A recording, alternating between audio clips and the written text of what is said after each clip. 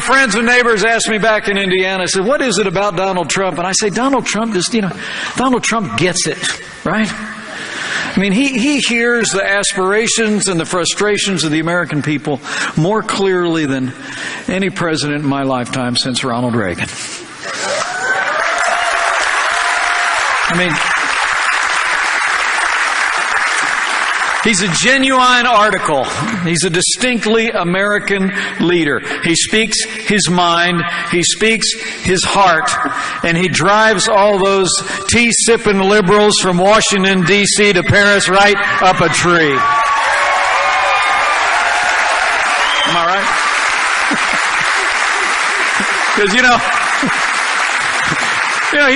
he's a doer. He's a doer in a game usually reserved for talkers. And when he does his talking, he doesn't go tiptoeing around the thousands of rules of political correctness that the media lays in the path of men and women who want to make a difference. He speaks his heart. He speaks his mind, and the American people hear him loud and clear.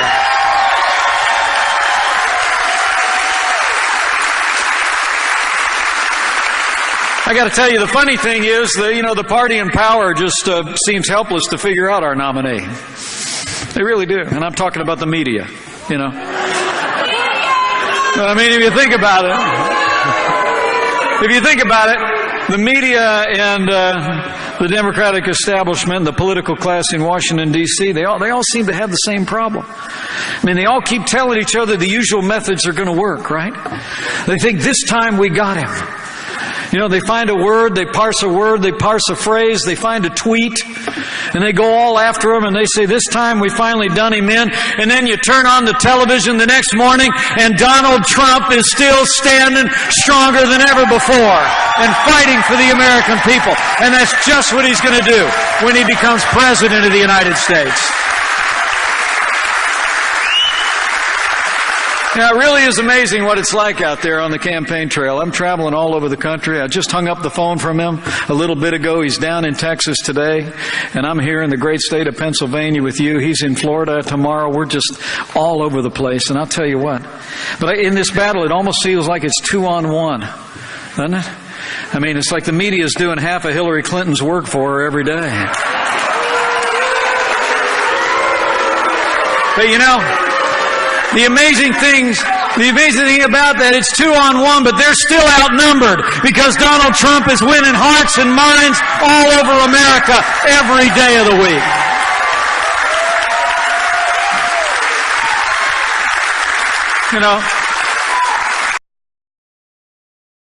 Really quick, mods, please. If anybody writes anything that has to do with RSBN whatsoever, time them out first. And if they do it again, ban them for me, please. We do not affiliate ourselves with RSBN whatsoever. They're scum. And just please, nobody on the chat write anything about RSBN. Coming out of the Clintons and the Clinton Foundation. Emails came to light a couple of weeks ago that seemed to provide the first direct evidence that favors were done by State Department officials to major foreign donors to the Clinton Foundation. The FBI talked about opening up an investigation months ago into public corruption with the Clinton Foundation, and the Obama administration apparently shut them down. Just yesterday, we learned that the FBI has found 15,000 more emails that Hillary Clinton didn't bother to turn over. And there are 725 pages of new documents that just came out that the Secretary of State, actually, her team gave expedited access to and direct access to top Clinton donors. And believe it or not, this just in, the Associated Press is reporting today that 85 of the 154 meetings and calls of individual meetings that the Secretary of State gave while she was in office were to individuals that contributed up to $156 million to the Clinton Foundation. Now, let me tell you something.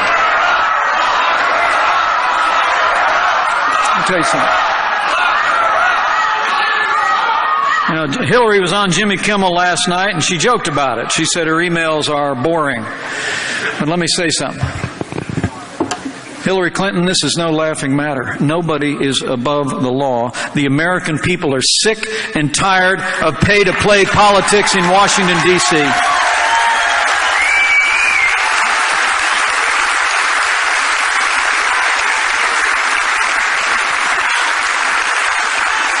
I mean, the time has come. Hillary Clinton should shut down the Clinton Foundation right now, and the Obama administration should appoint a special prosecutor to get to the bottom of what happened at the Clinton Foundation.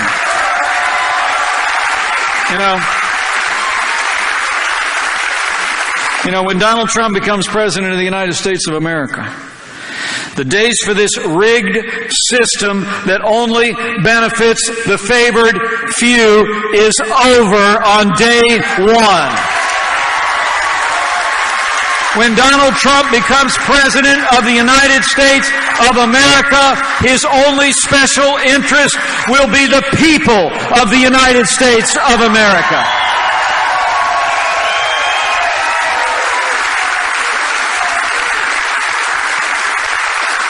Now, it really is amazing. At the very moment when America is crying out for something new and different, the other party has answered with a stale agenda. A stale agenda in the most predictable of names. People are restless for change.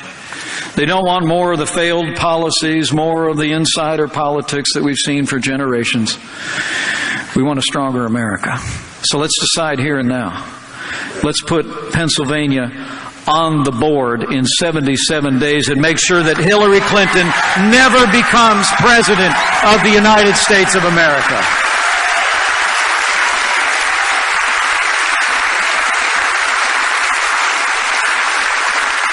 I mean, for all the cascading controversies out of this administration, the worst of it is the policies.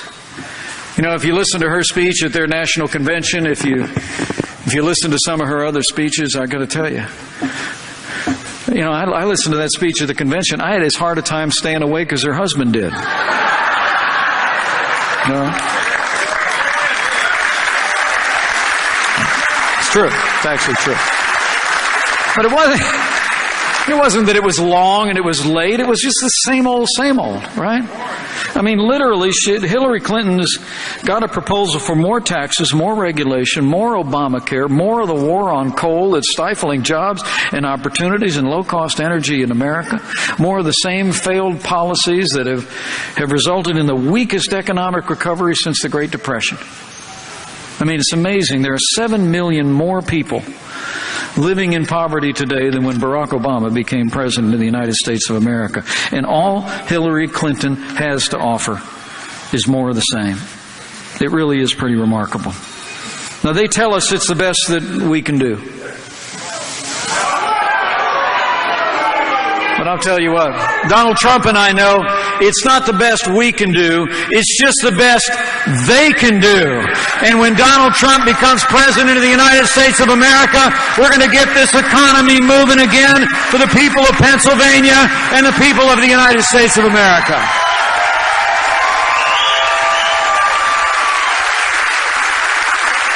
Donald Trump's got a plan. He's got a plan, and it's not the same old, tired retread of not just the last 7.5 years, but the borrowing and the spending and the bailouts that have overtaken Washington, D.C. in the recent past. He'll reignite our economy. When we arrive in Washington, D.C., we're going to drive for tax reform, regulatory reform, trade reform, and energy reform. Take a look at that speech he gave a week ago Monday in Detroit. Well, it was 2 weeks ago this last Monday. Take a look at it, and you'll read that compelling vision for putting American jobs and the American worker first. When Donald Trump and I take office, we're going to work with members of Congress from here in Pennsylvania, like your great Senator Pat Toomey, who has got to go back to Washington, D.C. And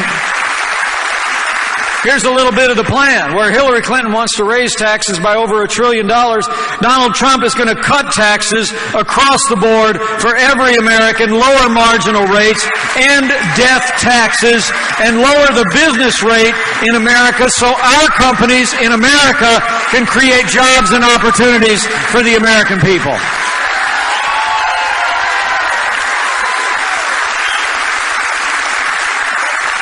on day one of the Trump administration, he's going to do what we did back in the Hoosier State.